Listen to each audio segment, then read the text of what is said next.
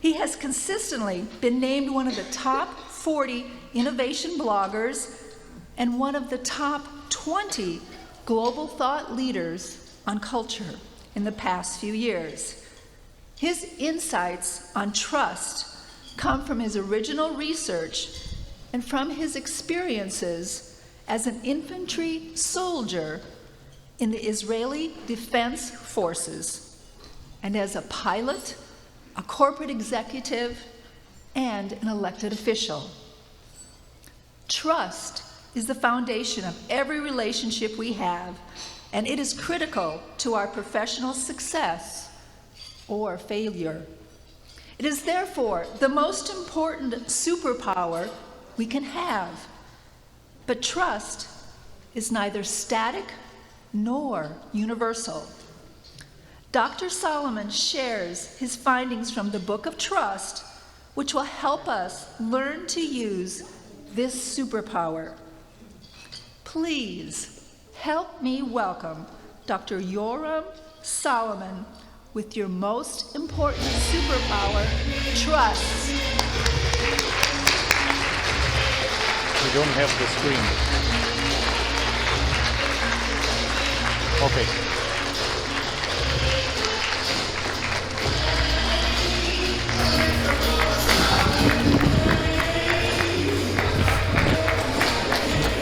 Okay, stand up, stand up, stand up, stand up, stand up.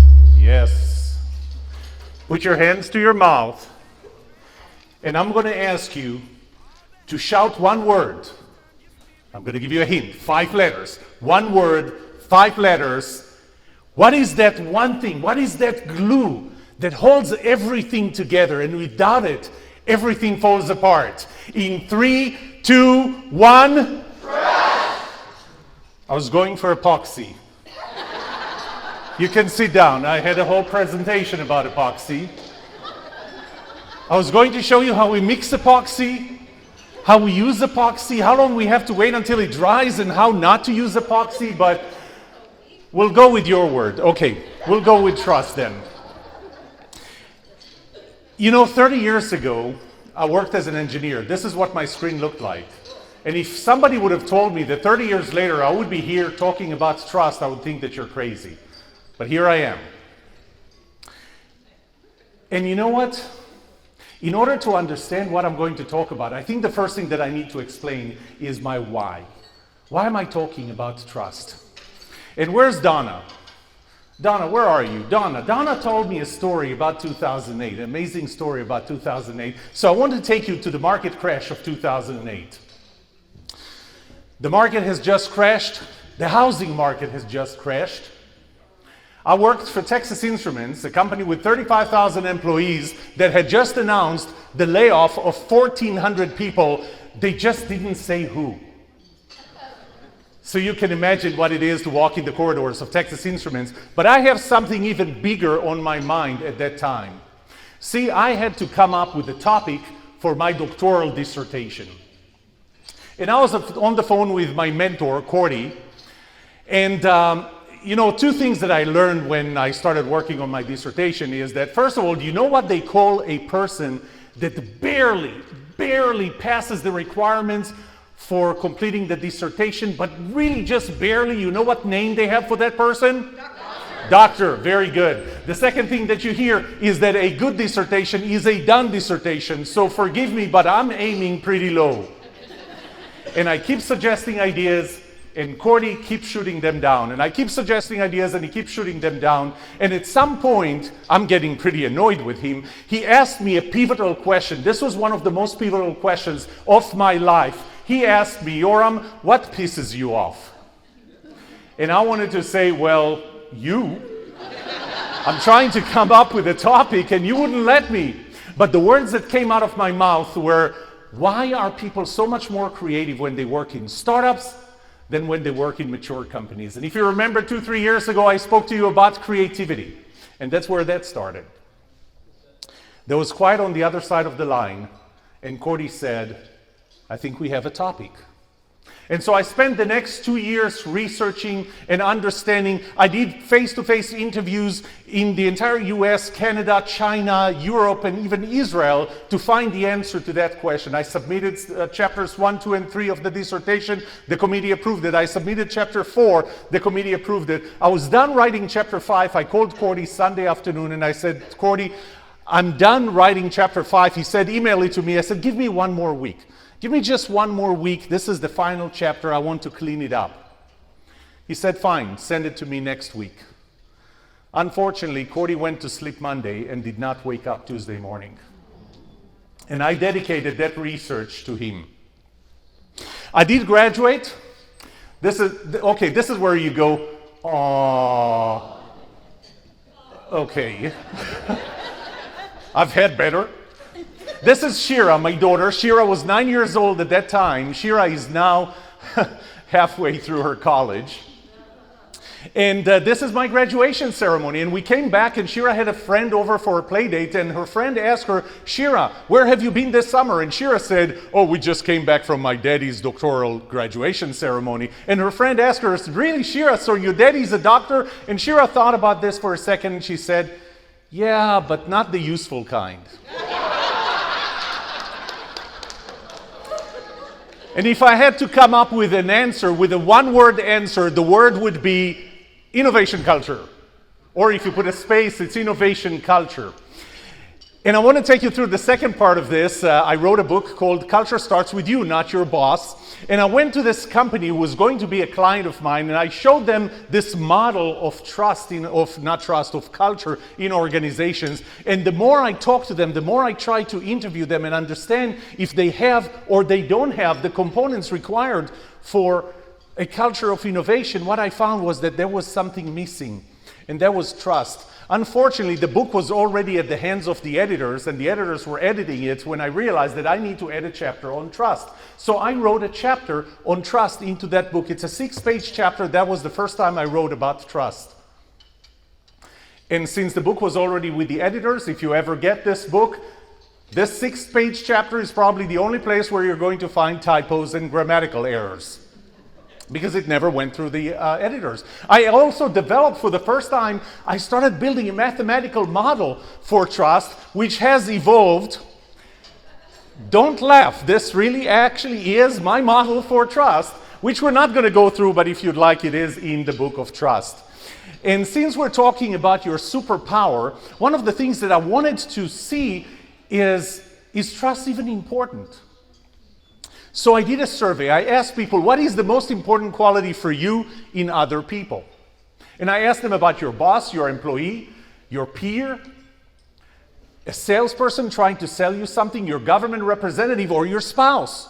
What is the most important quality for you in other people? And I collected all the answers, I categorized them, I created a survey based on the top 5, and the top 5 out of 363 people with 0.83%, number 5, the most important quality for you in other people is good looks. Fortunately, it is number 5 with 3 out of 363 people. But number 1 with 61.2%, trustworthiness. More than the next 4 combined, more than intelligence, more than your willingness to take risks, more than your willingness to work hard, and obviously more than your good looks. Number 1 was trustworthiness. And another day, I went to, yes, this is a bagel, thank you for playing. I went to an Einstein Brothers, and as I stood there, I noticed 2 Israelis sitting at the corner. And the reason I knew they were Israelis was because they were speaking Hebrew. And they started raising their voices, and they were arguing. And they raised their voices, and at some point they started using their outside voices. And not only did they use their outside voices, people started moving away, creating a demilitarized zone around them. But what I realized, and it amazed me, was that none of this was personal. They were arguing over something at work, but at no point in time did they stop being friends. And I thought, that is what helps companies be innovative and their people be creative. But I also realized in another study that when you ask people what your opinion about constructive disagreement or disagreement in general, what you hear is, I'm trying not to disagree. We're avoiding disagreement altogether. I don't feel comfortable disagreeing. But you know what? When I compare low trust environments with a high trust environment, in a low trust environment, you are 10 times more likely to try and avoid disagreement altogether, even though disagreement is the foundation for innovation. I also asked myself, what is it that allows us to disagree this way? And I realized that there are 3 components. Your willingness to be vulnerable with one another, ask stupid questions, suggest stupid ideas, and not worry about the other person, what they're going to say and who they're going to say to. It's your willingness to give feedback, direct, unfiltered, and unsweetened. And it is your receptivity to that. And once again, when I correlated to trust, what I found was that you are 240% more likely to be willing to be vulnerable in a high trust environment than in a low trust environment. 106% more likely to provide feedback, more willing to provide feedback unfiltered, and 76% more receptive to feedback that you get. There are more studies that were done about trust and the implications of trust, and I'm just going to read some of them. 74% less stress, 13% fewer sick days, 286% higher shareholder returns when you have high trust. Ladies and gentlemen, trust is what takes a group of creative, effective, and productive individuals and turn them into an effective, creative, and productive team. I asked people, do you want to be more trusted at work? 85% said yes. 46% of them said a lot. By whom? By my boss, by my colleagues, by my team, by other people. And I explained why. And you already heard that in the introduction, but the 2 most important questions, or the answer to these 2 questions, will have the biggest impact on your personal and professional success or failure. Can I trust you? And can you trust me? I also had to come up with a definition of trust, and what I realized is trust is the level to which you're willing to accept the potential negative consequences of giving control over something that you have to another person or another thing. And what I'm going to do today is, I know you heard about 2, but I'm actually going to give you all 8 laws of trust, as I wrote them in the book of trust. Number 1, trust is continuous. Now, I know that some of you don't know me yet, but I'm going to ask all of you. This is something that happens to me, unfortunately, quite often. I don't know what to do about this, but I forget my wallet at home. And I drive without my wallet. It sounds like this happens to some of you too. So here's my question. How many of you are willing to lend me $20? And I promise that I'm going to put it in an envelope with your address and send it back as soon as I get home. How many of you are willing to lend me $20? Thank you. I'll give it to you. I'll take your name later. What if I ask for $100? How many of you would be willing to lend me $100? Ellen knows me. A few of you. What if I asked about 1,000? Not so many anymore. TK, no? Yes, sure you will. Okay. So I did that once. I had an audience of 500 people. I asked $1,000. There's one hand over there at the corner. She raises her hand. $2,000. She raises her hand again. I thought, man, whatever I do at the end of this day, I need to go there and take her name and number, because that's the easiest way to get my hands on $2,000. Law number 1, trust is continuous. Law number 2, trust is contextual. One day, I was trying to explain this context to a person in Houston. And the best way to explain it is that I asked him, what car do you drive? And he said, I'm driving a Mercedes E350. He used the voice when he said that. So E350, brand new. That was perfect. I said, so would you mind lending me the keys and letting me I want to buy a car like this, letting me drive it around just to get a sense of how it's like, how he drives? And he goes, no. So why not? He said, I don't know you. I don't know if you're going to run away with my car, and I don't know what car you're leaving here. I said, fine. Let's change the scenario a little. How about this? You just broke your leg here. Not you personally, but you just broke your leg. and you're going to be taken to the hospital. And this parking lot out here is not where you want to leave your 2-month-old Mercedes E350. Do you want me to take the key and drive your car to your house? He said, sure. I said, what changed? I'm the same person. You still don't know me. The context has changed. Trust is contextual. Trust is relative. So my older daughter last Friday graduated from college. Thank you, not me. My daughter graduated from college. And the other daughter is halfway through college. And once I realized when they were signing up for classes, they were going through a website called Rate My Professors. You ever heard of that website? I never heard of this before. So I said, well, what's in that website? They said, students anonymously rate their professors. And I thought, man, I teach at SMU. Do I have a page like this? So we looked, and I do. And I looked for the review that I found, and I found this review. I'll read it to you. Professor Solomon is awesome. I really enjoyed his class and lectures. If you're interested in starting a business, this class, I'm awesome. But that's not why I want to show you. I want to show you this. Get ready for some vulnerability, because the next input was this one. It starts with an AW, but it's not awesome, it's awful. 1 out of 5, 1 is the minimum. And this says that the course was mostly about his own accomplishments rather than a broader view of peer-reviewed technique. His attitude was condescending, arrogant, but he's an easy grader. The reason I'm showing you this was because I don't know who the students are, but one thing I do know, based on the time, based on the course number, and the semester, those two students were sitting at the same classroom at the same time. Ladies and gentlemen, two different people will trust you in completely different ways, because trust is relative. Trust is asymmetrical. I may trust you more than you trust me, or you may trust me more than I trust you. It's just that the pilot, when you fly, does not need to trust you to land the plane.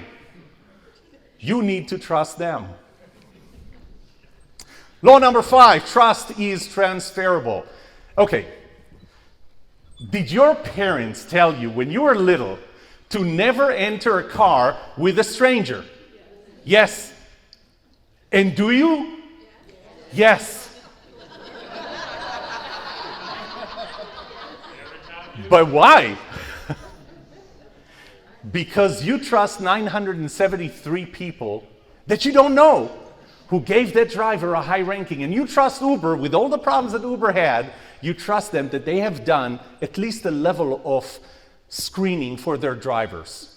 And because of that, you trust that driver, because trust is transferable. Trust is reciprocal. How many of you have kids? Those who did not raise your hands, do you know what kids look like?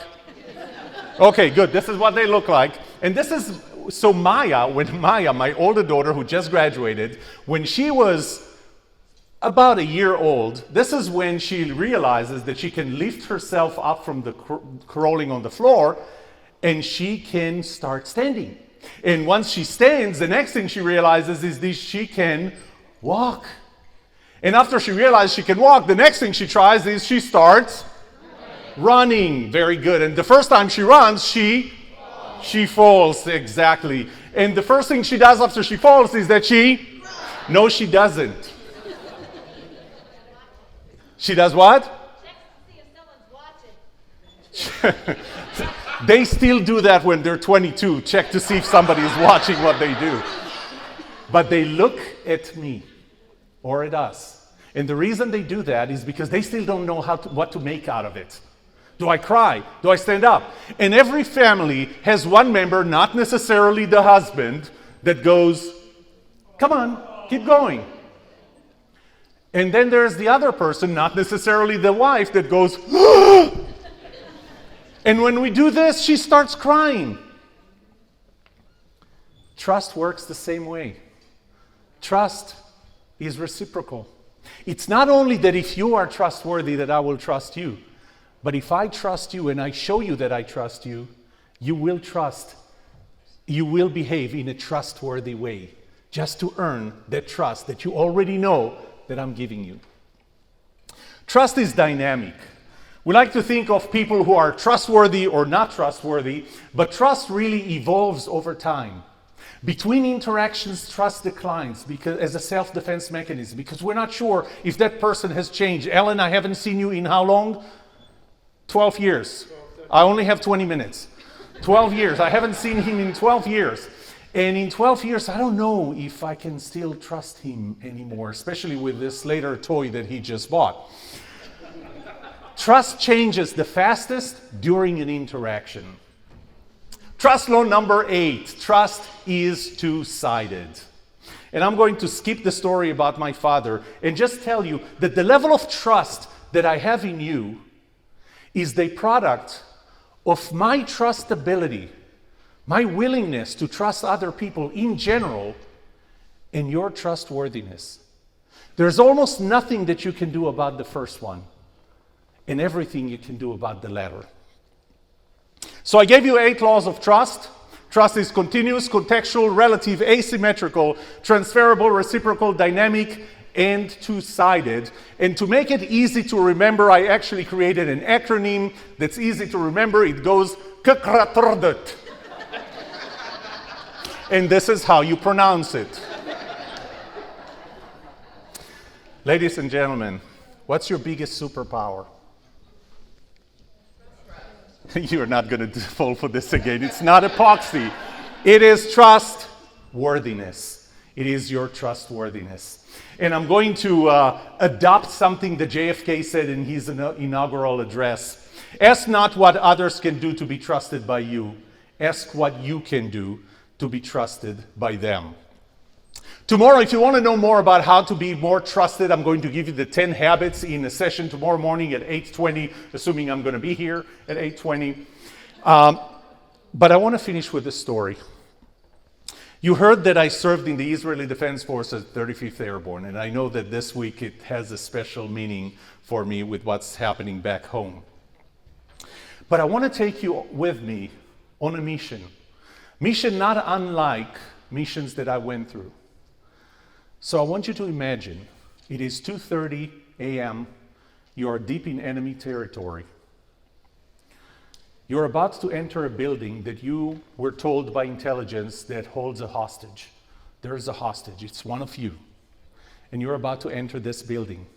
There are 7 of you, and you're about to put explosives next to the door. As soon as you breach the door, you're inside. The one thing you don't see in that picture is that up there in the corner is an open window. And if somebody shows up through that window and sees you or hears you, they're going to start shooting at you or throw grenades. Either way, you're all dead. Except that there's one more person. And that person is you. And you are 310 yards in that direction. You are lying behind an M110 sniper rifle.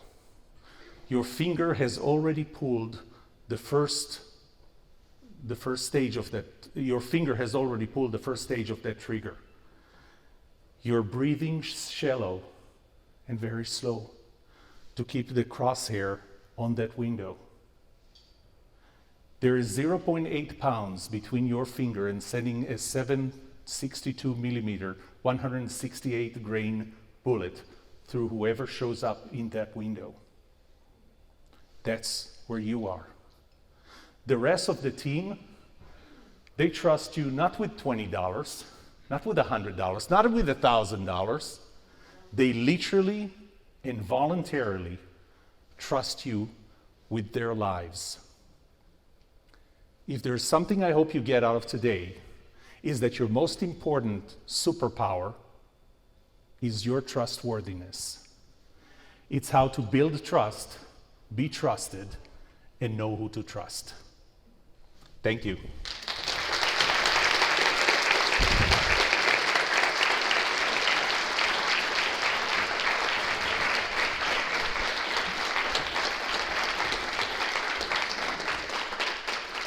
Let's give Yoram another round of applause.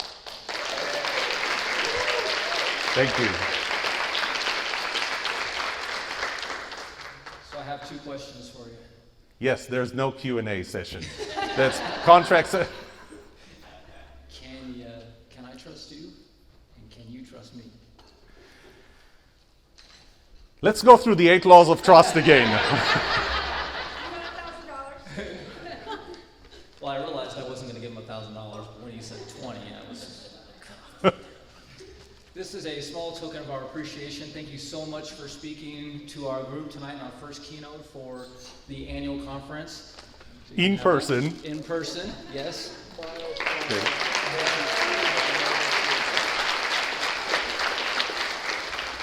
And I would also like to give you our challenge coin, which is the focus this year, running your marathon. And I'm going to give it to you in military style, especially since you shared your story about being in the military. What rank do you have?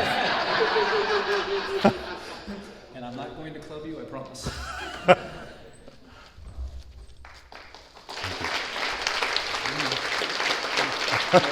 You want